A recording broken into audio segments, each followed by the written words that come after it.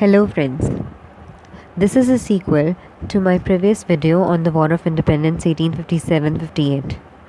Today we'll be talking about why the war failed and the repercussions or the consequences of the war. Now, why did the war fail? Mainly because of two basic reasons: the lack of unity and the British strength. Let us discuss each one of them. Talking about the lack of unity, why was there a lack of unity? There are several points under it, as you may see. Bahadur Shah Zafar was recognized by the Muslims as a leader, but not by the other native communities living in the subcontinent.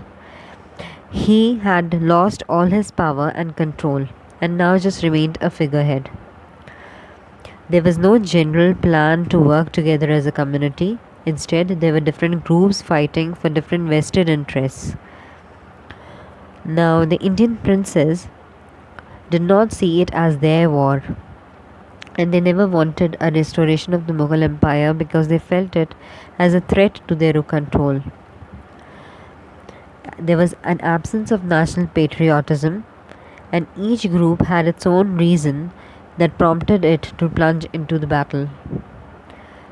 Punjab and Sindh, there's a different story about Punjab and Sindh.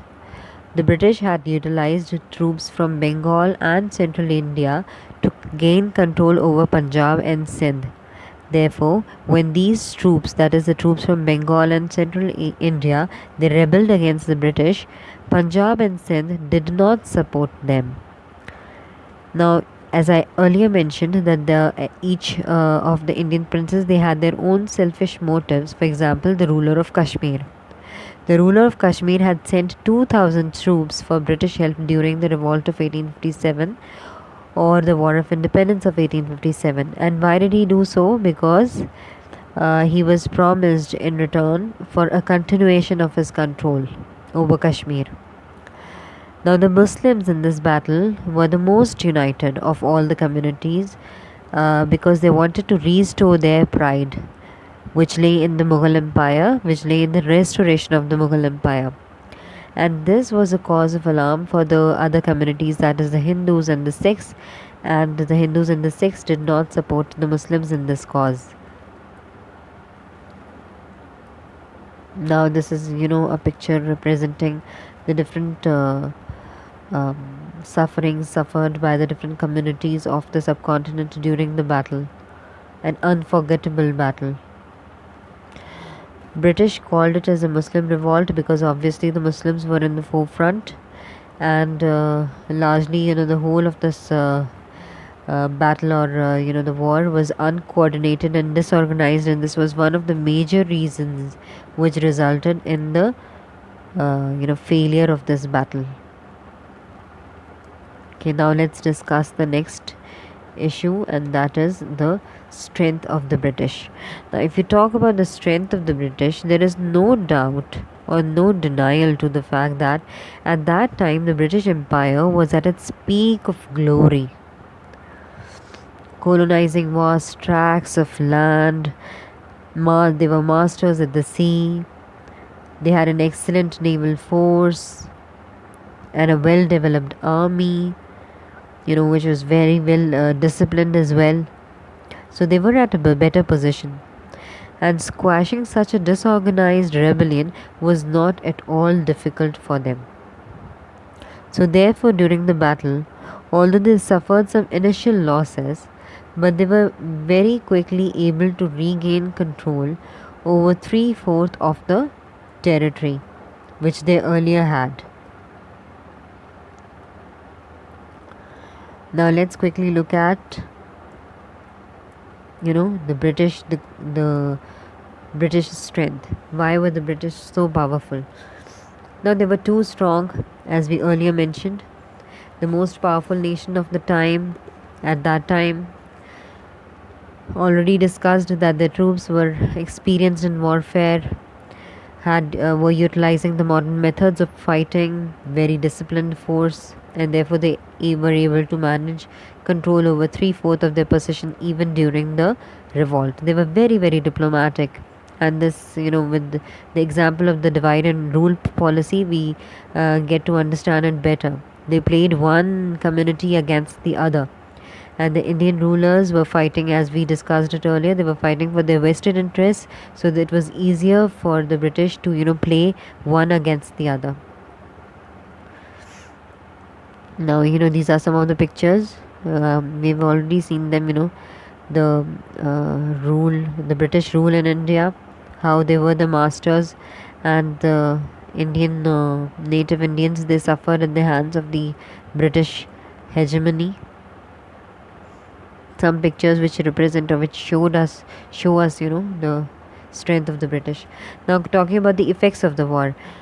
The effects of the war were such that the whole of the scenario changed completely. Now, how did it change? Let us first discuss the administrative change which resulted as a result of the end of this war. After this war, there was a main change that came about with the termination of the East India Company. It was completely abolished, and now the control of the whole of India went directly under the control of the British government. Now, the policy making of India, meaning how India or the subcontinent would now be ruled, was being done in Britain. And in Britain, who was doing it? It was the Secretary of State for India. A man was selected as an individual was selected as the Secretary of State for India, and that individual had to be a member of the British Council. This person was assisted by a 15-member council, and these were the people who were making the policy. Now, this policy had to be implemented in the subcontinent. Now, who would look after its administration there? So, for that, there was a person, Viceroy or the Governor General in India. Okay, now this person also had to be British. Now, this Viceroy or the Governor General was assisted by two bodies. One was the Executive Council. Now, the Executive Council had an advisory role only, and the ICS or the Indian Civil Service. The Indian Civil Service had 1,000 members, and in the Indian Civil Service, the main function of this organ or the body was to see to the implementation of the policy that was being made in Britain. So, looking at this picture, we understand that the Indians or the native people of the subcontinent had no say in the running of the government. And by 1870, there was only just one Indian in the ICS. Otherwise, the whole of the ICS comprised of British people. As far as the other consequences are concerned, let us quickly discuss them as well. Now, this revolt or this war, it confirmed the British as the masters of India. Now, immediately after this battle in 1858, a proclamation was issued at Allahabad to end the war. And this proclamation also, tried to register and recognize the grievances of the Indian people, but in essence, nothing of the sort was done. Now, brutal treatment was meted out to the revolutionaries and the general public. There was a Kanpur incident that occurred, and in this Kanpur incident, 200 of the British women and children were killed. And now the British did not want to or did not let this incident go unnoticed, and they wanted to avenge it. So they took every measure possible to avenge the sufferings which they suffered at the hands of the Indians in the Kanpur incident. They obviously exaggerated the views and they made it popular all over the world, because this benefited them and helped them confirm themselves as the masters of India and establish their roots in India. The East India Company, as earlier mentioned, it was completely abolished, and the Indian princes, only those Indian princes who showed loyalty towards the British, they remained in power, whereas the others were removed one way or the other. Bahadur Shah Zafar, who he was sentenced to life imprisonment in Burma. So these are all the other consequences, or the after effects of the War of Independence. Okay, now this is the picture of Bahadur Shah Zafar when he was a ruler, and this is a picture from his last days. Okay, so other consequences: in January 1877, Queen Victoria was made as the Empress of India. The Muslims were largely blamed for the war because obviously they were in the forefront, and it was this community which was losing a lot. and so they suffered a lot of consequences. The funding of Muslim schools was halted completely because the Muslims, many of them, especially the Orthodox ones, they were not happy with the technological changes that the British had brought about. So they withdrew the funding from the Muslim schools, and now the British had decided to recruit, the locals into the army. And but they recruited only the ones which they thought were the trustworthy ones, and that too the Sikhs, the Pathans, and the Gurkhas. Now they did give some posts to the people, but those people were just the Hindus, and only minor posts were offered to them. And from the less worthy areas, that is odd, or which they considered as the main points, or the pockets from where the revolution started, there was no recruitment from such areas. Viceroy Lord Lytton later on ended import duties on the British cotton goods.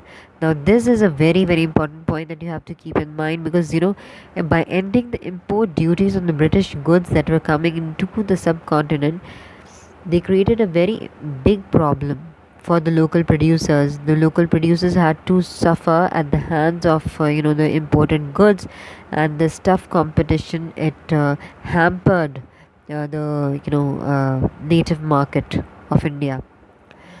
There was widespread criticism of all of this that was happening after the revolt, and even before it, in the newspapers, meaning now the people started to speak against the British openly and write about it. So they imposed a vernacular act to end all of this. It was not allowed to write anything against the British, and this act was issued in 1878. And they also issued another act which is called as the Arms Act, and according to this Arms Act, nobody was able to own weapons. They made it impossible for the people of India to own weapons. Why? Because they did not want another such revolt from the side of the Indians. Now, but so much of suppression and so much of strangulation, it results into what? It resulted in the birth of nationalist ideas, and this is how we see the birth of Indian National Congress in 1885. Now, I think all the points are very clear, and if you study them this way, meaning writing down paragraphs and memorizing those paragraphs is difficult, but from the paragraphs, the main points as pointers, you can note them down like that and keep it with you, so that whenever you have to revise, you can simply look at those points and everything comes back alive. So with this, we are going to conclude today's discussion. So what we discussed today, let's quickly summarize. We discussed why the war failed, and the war failed because of two reasons: the lack of unity and the British strength. We have discussed both of them in detail. Then we also looked at the after effects of the war. So with this, we conclude today's lecture, today's discussion, and I hope it's been of some help to you. If it was of some help to you, please don't forget to subscribe, like, and comment, and also share it with your friends. Thank you so much.